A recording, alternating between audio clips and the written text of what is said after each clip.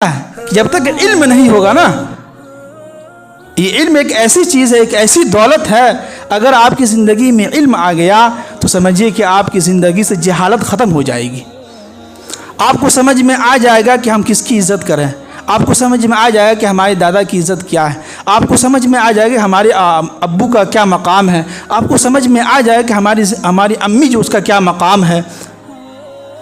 علم آتے ہی آپ کی زندگی سے جہالت ختم ہو جائے گی۔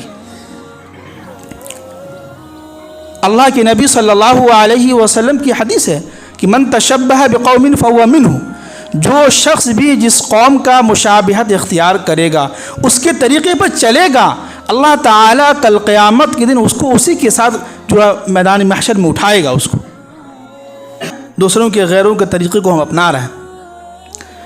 اگر یقین نہ ہو تو 1 جنوری کو دیکھ لیجئے گا، یہ وہی لوگ مناتے ہیں جن کے پاس فالتو کام ہوتے ہیں، جن کو امتحان کی تیاری کی فکر نہیں ہوتی ہے، جن کو جو ہے علم سے کوئی تعلق نہیں ہوتا ہے، جن کو یہ نہیں معلوم کہ ہمارے ماں باپ جو ہم کو اس کو یہ جو کوچنگ جو بھیج رہا ہے، اسکول جو بھیجے ہیں، کیوں بھیج رہے ہیں؟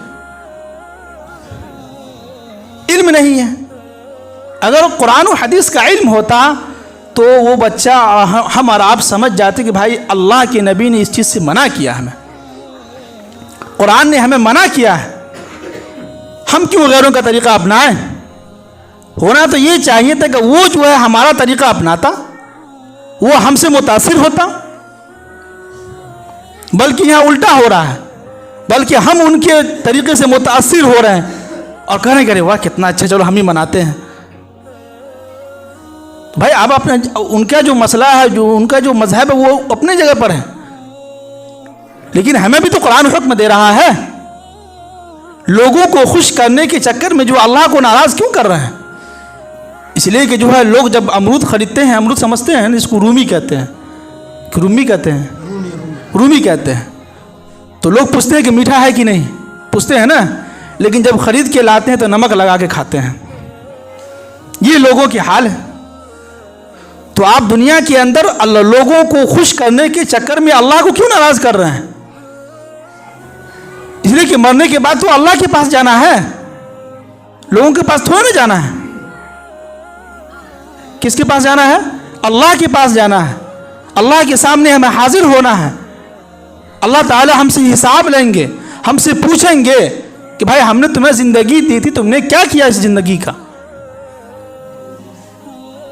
آپ کے باپ خود آپ سے پوچھیں گے کہ بیٹا ہم نے تمہیں جو باہر بھیجا تھا کس مقصد کے لیے بھیجا تھا؟ کتنے پیسے کمائے تم نے؟ اگر تعلیم کے لیے بھیجا تھا تو تم نے کیا علم سیکھا؟ تو جب تک میرے محترم بزرگوں دوستوں قرآن و حدیث کا علم نہیں ہوگا ہمارے پاس، جب تک ہم اپنے بچوں کو علم جو ہے نہیں دیں گے قرآن و حدیث کا، سب سے پہلے بچوں کو اپنے جو ہے قرآن جو ہے سکھائیے، ناظرہ وغیرہ سکھلائیے، تو پھر اس کے بعد جو آپ بنانا چاہتے ہیں بنائیے۔ اس لیے کہ انسان کی پہچان علم کی وجہ سے ہوتی ہے۔ اگر کوئی انسان جاہل ہو تو اس کو کوئی نہیں کہتا کہ فلاں شخص جاہل ہے، اس کا یہ پہچان ہے، نہیں، لوگ کہتے ہیں کہ اس کو کچھ بھی نہیں آتا، کوئی اس کو پوچھتا بھی نہیں ہے۔ لیکن اگر علم والے آپ ہیں، کوئی بھی علم آپ نے حاصل کیا ہو، دنیا کا علم حاصل کیا ہو یا دینی تعلیم حاصل کی ہو، کچھ بھی علم حاصل کیا ہو، لوگ آپ کو پہچانیں گے علم کی وجہ سے کہ فلاں کا بیٹا ہے، ڈاکٹر ہے، یہ کر رہا ہے، وہ کر رہا ہے۔ تو کس کی وجہ سے پہچان ہوئی آپ کی؟ علم کی وجہ سے۔ تو اس لیے اللہ تعالیٰ نے سب سے پہلے یہ کہا کہ بھائی علم لوگوں کے اندر آ جائے گا تو لوگوں کی زندگی سے جہالت ختم ہو جائے گی۔ کیا ختم ہو جائے گی؟ جہالت ختم ہو جائے گی۔